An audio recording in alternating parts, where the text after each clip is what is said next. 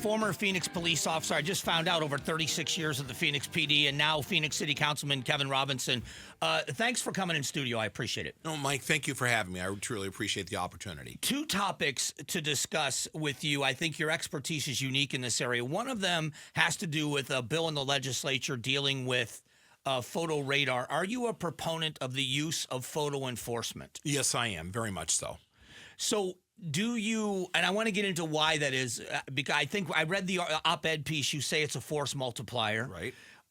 Do you understand the criticism from detractors? And if you do, how do you address? Is there any legitimacy to the criticism? You know, in everyone's mind, yes. To them, there's some legitimacy there. I don't look at it that way. I look at it from a standpoint of what photo radar will do for us is to change behavior. Changing behavior will save lives. And that's how I'm looking at it. The courts have looked at it from a constitutional standpoint. They have said it is constitutional. So it's just a matter of folks going along with something that I believe will save lives at a time when we have 600 fewer officers than what we should have. Do you see a difference between red light cameras and speed cameras, or do you think they're both of equal value? I believe they're both of equal value. And let me give you a perfect example. Not 20 minutes ago, I'm driving here. I was westbound on Glendale, came up to the light at 16th Street. I saw it was starting to turn, so I stopped. It turned red, and the car in the lane next to me, it was red for at least 2 seconds, and he went right through it.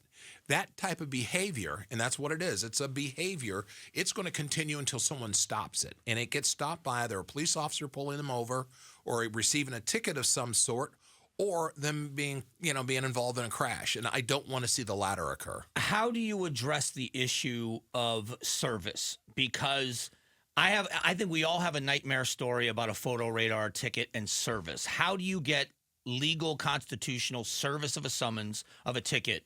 And with some of the stories we've heard where people had no idea they had a photo radar ticket because they weren't properly served, their license is suspended, they're arrested on the side of the road because they were never notified, and it's a nightmare for people. You know, I'm sure that has happened in some places. The way we're set here in Arizona, and we can look at Paradise Valley as an example, we can look at Mesa, we can look at Scottsdale, there is a several process authentication that they go through to ensure that the person driving the vehicle is the one being served. Now, if the car is, say it's in my name and my son was driving the car, I have a responsibility. It's my insurance and everything else. I have a responsibility to ensure that my son, who was driving my car at that time, shows up in court and gets that taken care of. So I get where people are coming from, but I think it's a process that needs to be in place to ensure that service is done properly. Yeah, and just anecdotally, just very quickly, I had a process server show up at my home and serve a ticket that wasn't me. And that person never lived in my house. They had the wrong address. They had the wrong home. They literally threw the paperwork in my front door and then filed it as served. Had I not had a radio show to go on the air and say this happened and somebody respond and pull that service, my poor neighbor, whoever it was who owned the house, would have been listed. He had been served with that ticket. Now, I know it's anecdotal, but is there a way to solidify proper service where some of these things are not happening? Is that something that needs to be addressed? It does. And I think the best way to do that is to ensure that the company that is contracted to serve those tickets, that they are doing it the proper way, that they are ensuring that the person they're serving is the person that it's meant to be for. So I am convinced that if we do it the right way the first time, it's acceptable, people understand it, and the end result is driving behavior changes for the better. Okay, so I'm giving the criticisms, but you're addressing them, each one of them. So let's go with the next one. People that get a photo radar ticket here that are on vacation get mailed a ticket when they go back to Kansas. They're never going to pay that ticket, and they're never going to be properly served with that ticket. So it's affecting people that live here, but it's not necessarily affecting the tourists. So is it really slowing people down? Is it teaching people the lesson? Is it fair that some people are going to have to pay these tickets and other people are just going to drive away and never pay them? Some are probably going to drive away and never pay them, most definitely. We were on vacation in Massachusetts up in Martha's Vineyard last year, and you have to pay for the tolls that you go through. and we were in a rental car, and I got the little notice that we didn't pay for one, and I paid for it. I was responsible. Right. So we are going to have folks who are not responsible. I get that, but for the purpose of one of the biggest reasons I want to see the cameras out there is it's going to change the behavior. All you have to do is drive down Lincoln Drive, east of 32nd Street. And what's the first thing you do? Yeah. You slow down. We change that behavior, and you look at Scottsdale has had a double-digit reduction in serious injury and fatal accidents because of their cameras. Paradise Valley, they have not had a fatal vehicle accident. They had a car pedestrian accident, but that wasn't related to speed or anything along those lines. It was truly an unfortunate situation. But it changes the behavior, and I think that is most important, that we should strive to make our communities as safe as we possibly can. Yeah, and I agree with you in that. So would you be, if we were fully staffed, and I say we as a city, if our police department was fully staffed, would you not be a proponent of photo radar if we had the motor officers and doing that mobile enforcement? Visibility is the biggest driver of a change in behavior. When you see a cop, everybody seems to find their turn signal when there's a cop car around. Yeah, you do. If we were fully staffed, and there was a time I remember we had about 170 motorcycle officers for the entire city. Now we're down to about 35. I think I met most of them at one time or another. I understand that. And if we had those police officers and they were out there and doing what we needed them to do, we wouldn't need to rely on it as much as I think we do now. But with the shortage, I think it is the right thing to do in order to change that behavior. And I think that visibility is such a big key, whether it's the photo radar, and I'm not a proponent necessarily of photo radar, but I don't hate it. I'm not a proponent of it necessarily. But one of the things I will concede, and I think is that visibility, because I've caught myself. I drive at off hours. I come in very early. I leave here around noon when there's not a lot of traffic.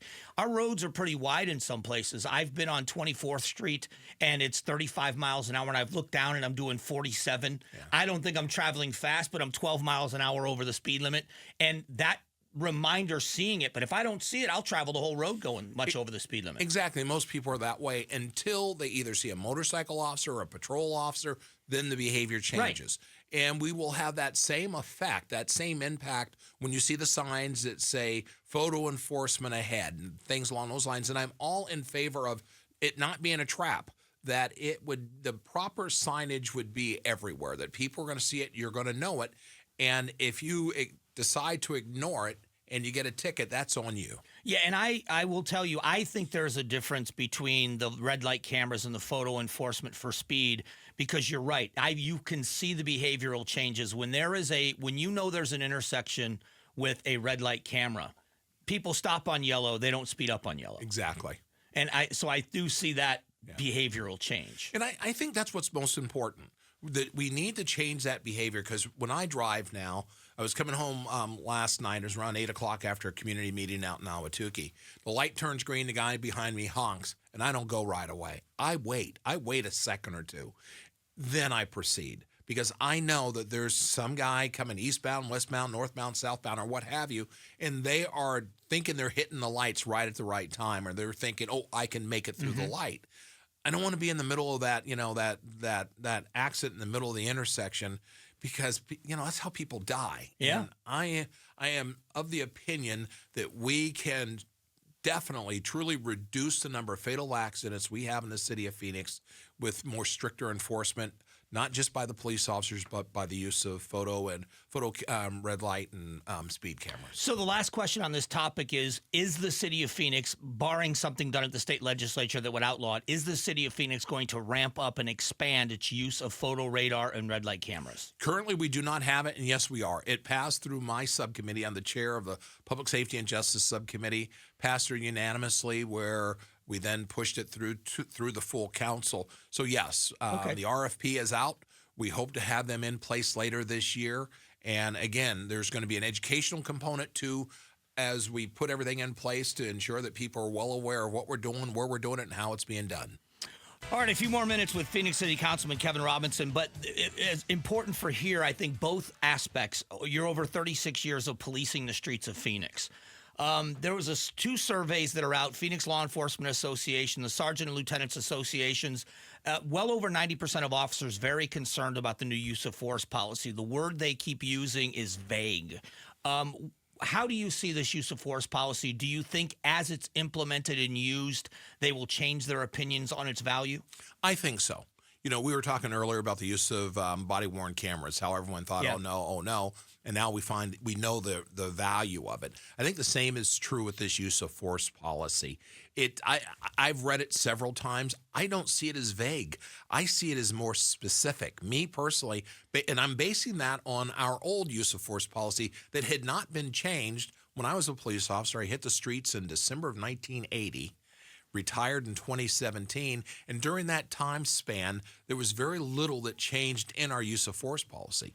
A lot has happened in our country over the last several years for a variety of reasons, and technology being one of them, and things have changed, and the use of force policy needed to change.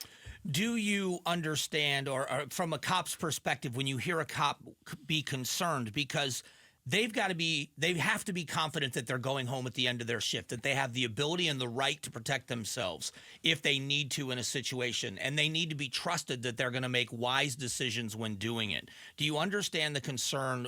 Plea put out a statement and basically said, wouldn't it be a shame if an officer second-guessed themselves in that split second because they weren't sure if they were within policy or not? And it would be a shame if somebody did that.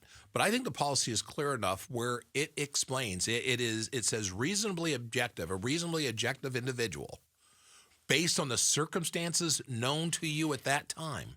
So that police officer will be the one who articulates, this is why I did A, B, and C. It was based on this information I had right then and there. That is what the policy states. So I understand how people want to argue against it. But the truth of the matter is, this is a policy that's been a year or so, a couple years in the making, with input from all of those groups. There was input from the public. There was input from within the police organizations. They've asked the unions to provide insight. So a lot of folks had a lot to do with it. And you're looking at the constitutionality of the use of force. All that together, I think, has put together a pretty decent policy. Wasn't it, and correct me if I'm wrong, there was a stipulation in there also about the use of language and profanity. Shock language. Yeah. And to me, that truly goes to professionalism.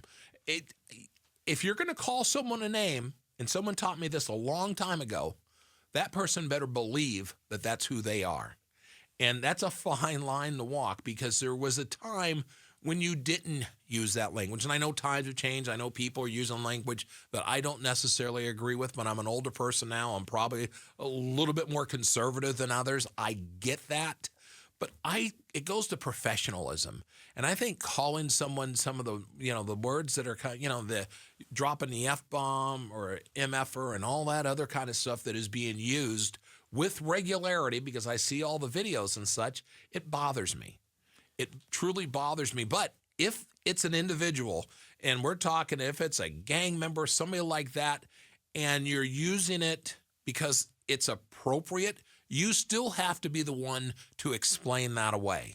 You have to be the one to explain why you're using that shock language. Because if you pull over Mike Broomhead, who happens to be going 17 miles over the speed limit, and you're using that kind of language with him because he doesn't react or move as fast as you want him to, that's inappropriate. And I just have a tough time when someone wants to use shock language, because it was not in my vocabulary as a police officer. One of the things that I've had the privilege of witnessing, because I've been on multiple ride-alongs, and I know it's not being a police officer, but I was ridden with the net teams in Maryvale, and I've been in some of the areas where you're dealing with a different aspect of the public. The general public, like myself, believes when you get pulled over by a cop, we all behave the same. Put our hands where the cop can see them. We don't grab for anything until they tell us to. I have a firearm in the vehicle. I tell them where it is. I'm polite. I'm respectful. Yes, ma'am. Yes, sir. That's not always the case. The police officers have to deal with abusive language all the time, and there's no repercussions against the public. Why the repercussions against an officer if they use abusive language? Well, I think it comes down to being professional. Okay. Police officers are expected to be professional. And I will stand by that statement because we are, police officers, I try to put myself still in that category. I am retired these days, but police officers have to be professional. People look up to you, and they expect not just your behavior, but your demeanor and how you speak to folks. They expect it to be appropriate. And I have no problem with that. But like I said, if you're going to use something, if you're going to use some language, shock language, I hope that that person who's receiving it knows that's who they happen to be. If that's not the case, I think you have some explaining to do. Yeah, and then there are certain situations where I would imagine human nature, there's an outburst sometimes in human nature. I mean, Bill Cosby used to crack the joke, first you say it, then you do it. When you're getting in a car crash, that where an officer is in a dangerous situation, he or she is faced with a deadly situation where they may be using language in a moment of shock. Is that acceptable? I mean, is there training that has to happen because even though you were in that situation, you could have chosen different words? Does that need to happen in your mind, or is it acceptable? I will say this. It can be acceptable. Okay. It can be. Each and every situation has to be reviewed upon, using all those circumstances that are available to that officer at the time, what they thought, what they believed, and why they did what they did. So I think that goes to the crux of what's going on. I just think that we need to be careful about how we use shock language. So then not just the shock language, but everything we're talking about when it talks about being reasonable. One of the concerns I've heard is if you're working for a sergeant or there's a lieutenant or whoever it is that's judging your behavior, you may have someone like yourself that's more conservative when it comes to the language. There may be somebody that's not as concerned.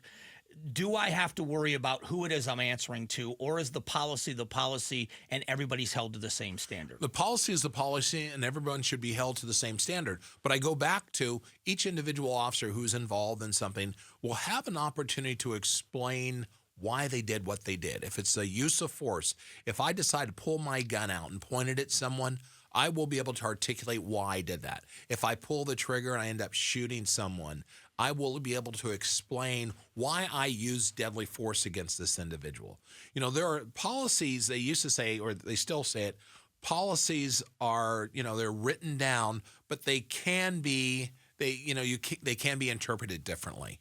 It says you will not use a chokehold, except in a situation where you have to use deadly force.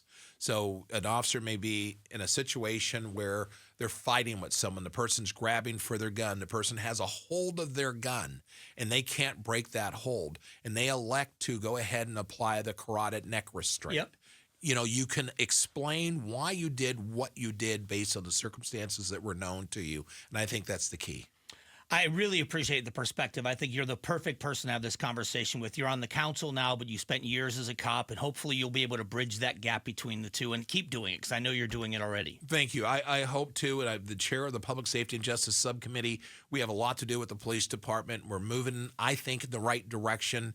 Change is always difficult, but I think when people sit back, as we talked earlier about the body-worn camera, as we sit back and see its usefulness, and I think we will see that with this use of force policy, we will say this helps to make the department better. It protects the officer, it protects the community, and ultimately it protects the suspect. Appreciate the time. Thank you. All right, it's Phoenix City Councilman Kevin Robinson. Thanks for watching the Mike Broomhead Show. Catch up on Amazing Arizonans, a KTAR News podcast, and click the button in the middle to subscribe.